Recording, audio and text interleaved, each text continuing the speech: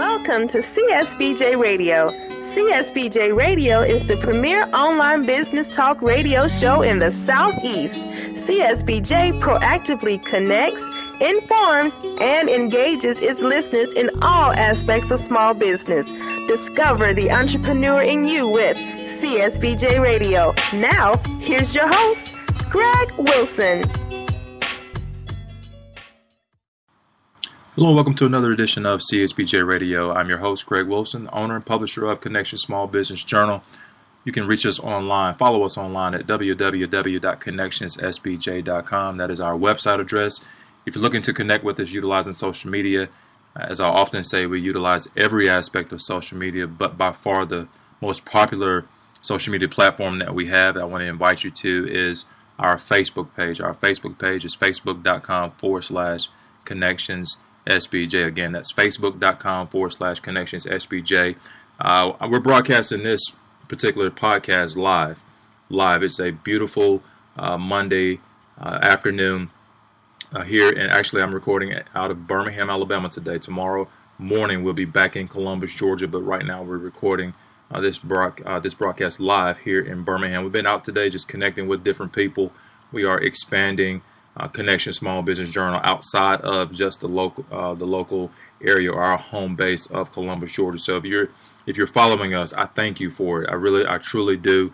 If you're following us on Facebook, again, thank you. If you're listening to our podcast, and this podcast, by the way, goes all over the United States. We have listeners as far away as California. That's huge. That is big, and I'm truly grateful for each of you that tune in to this show on a weekly basis. But today we want to take just a look at something that is very important to us. All right, and we'll pause after a while for maybe just an instrumental or commercial break. But we want to just talk to you guys just for a moment this evening on something that is very important to all of us. All right, and that word is success. Success in business, success in your marriage, success in your home life, success in your finances, success in raising your children.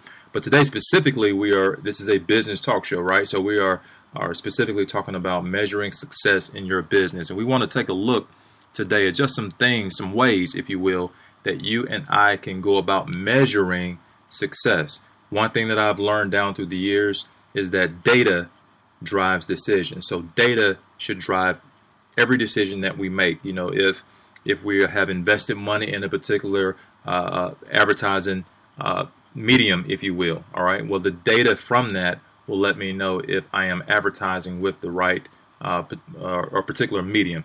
If you are investing money, well, the data for that would be your return on your investment, your ROI, okay? So data should drive all of our decisions. But with having said that, though, we all tend to measure success differently.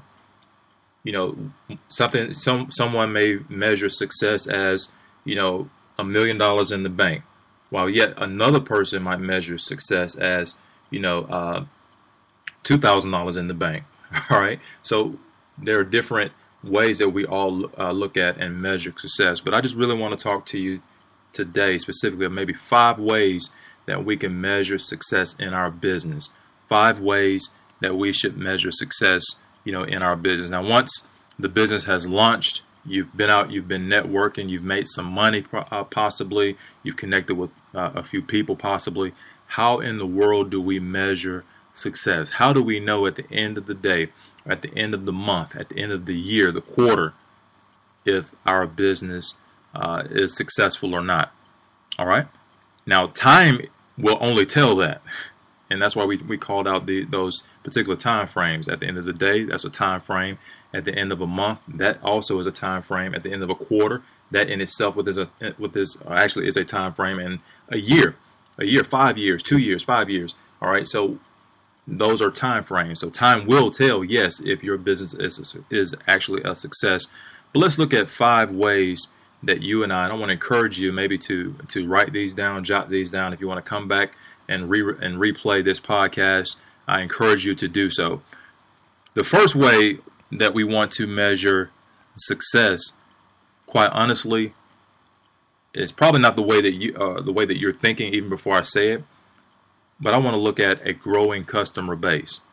a growing customer base is one way that you can measure the success of your business. Now, we know that being profitable is one, and we're going to look at that one in a few minutes. But a growing customer base is a sure sign that you are effectively reaching your target market.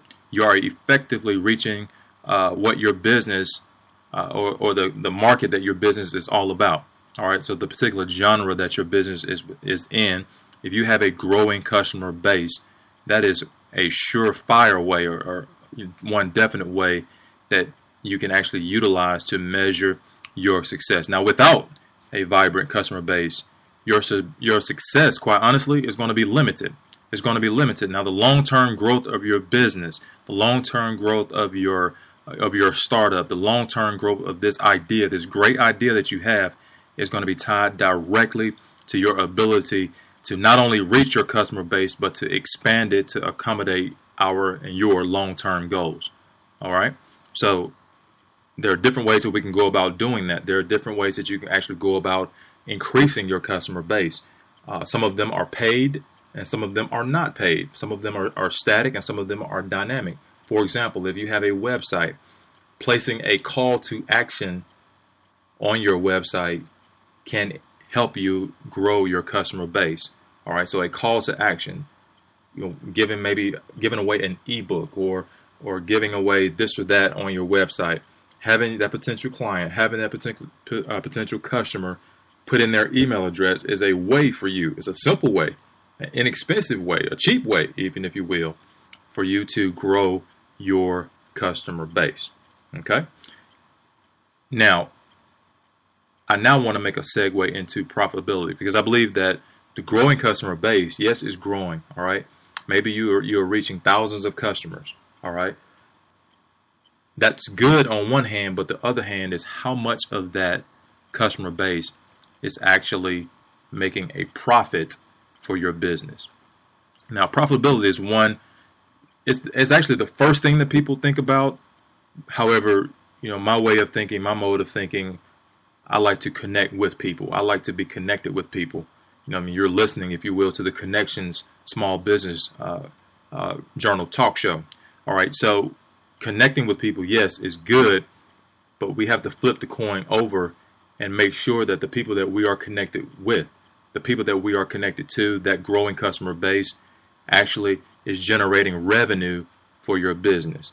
Me having access to 2,000 people doesn't mean a hill of beans unless part of that 2,000 people, if not all of 2,000 people, are actively spending money with my company. All right. So if I am maybe selling fragrances or different oils, if you will, and I can be connected to 3,000 people, but if those 2,000 or 3,000 people are not proactively buying oils or buying, the scents that I'm selling, then it really doesn't matter that I'm connected to them. Okay. Why? Because at the end of the day, the number of people I'm connected to does not specifically or directly put money into the bank account. All right. So those 2,000 people that we're connected to, those 3,000 people that we're connected to, great. All right. My hat's off to you. Kudos to you. But we need to immediately make sure that the people that we are connected to are generating a profit. All right. So profitability, again, is the first thing that people think about when measuring success. Is the business, is the idea that I have, is this startup that I've launched off the ground, is it making money? All right. Now, if there's money if there's money left over, and when we talk about making money, we all heard the term of ending the year or ending the quarter, ending the month in the black. You don't want to be in the red.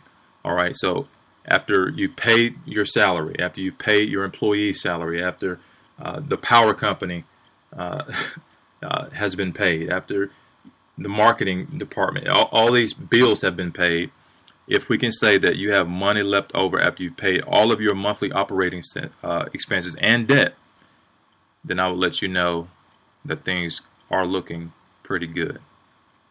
After all the bills have been paid, your operating expenses, all those things have been paid, and you are still ending the month in the black, then that's a darn good month. And my hat's off to you again. Kudos to you. as well. Now, before I go to the next one, I just want to pause right here just for a moment and talk to you about, one of the biggest things that hurts a small business. I was speaking to a lady today. She and I were having a conversation, and this part of the conversation came up, and that is the biggest problem for a lot of small business, quite honestly, are operating expenses. There are those things that the business owner feels is necessary, thinks possibly that it's necessary, but quite honestly, depending on the business type, depending on the business plan, the business model, this business can do without.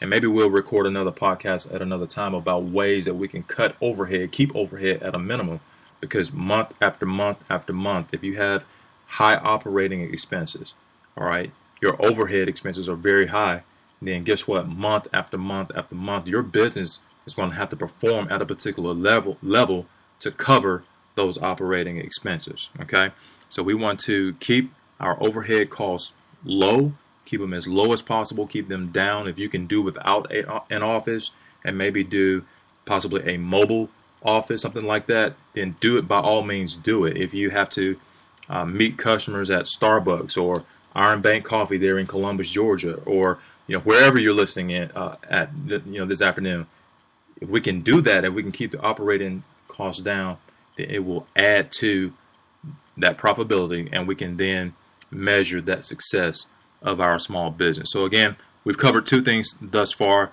a growing customer base. Again, if your customer base is growing, if your customer base is increasing, that is a true sign, or definitely a sign of success in your business.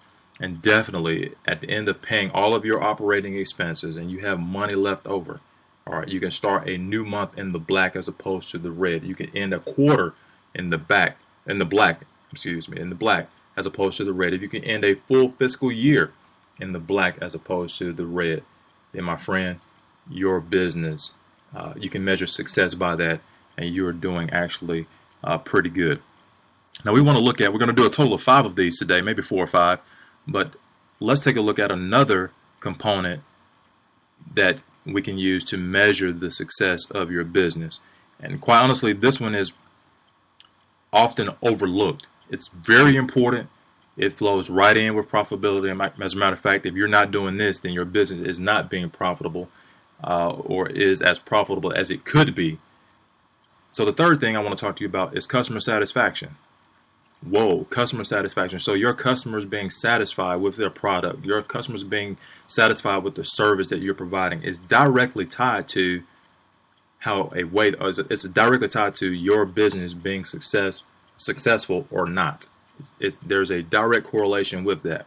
All right, so if your customers are satisfied, it's an indication that your company understands and is meeting the needs of your customers. Understanding your customers and being able to satisfy their needs is crucial to the strength of your business. It's crucial to the strength of your business. All right. So if you are failing on that, then I almost guarantee you, without looking at your books, without picking up the phone and calling your CPA, if you're not meeting the needs of your customers, if your customers are not completely satisfied with your customer service, that's a direct correlation to your company's profitability. And guess what? We can all measure the success of your business based on that. All right, so customer satisfaction is crucial. Growing your customer base is crucial.